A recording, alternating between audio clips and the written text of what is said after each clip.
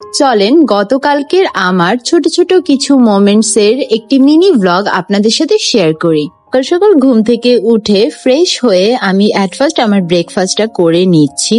এরপর আমার একটি পার্সেল চলে এলো ওয়্যার ক্লাসি বাই লামিয়া থেকে। আমি বেসিক্যালি একটা গাউন অর্ডার করেছিলাম। ম্যাক্সিমাম টাইমে আমি আমার গাউনগুলো ওয়্যার ক্লাসি বাই লামিয়া থেকে নিয়ে থাকি।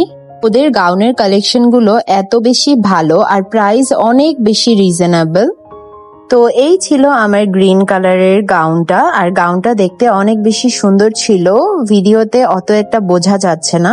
এরপর আমি 4টা হিজাব অর্ডার করেছিলাম। এগুলো বেসিক্যালি আমি ওড়না হিসাবে কুর্তির সাথে পরবো বলে অর্ডার করেছি।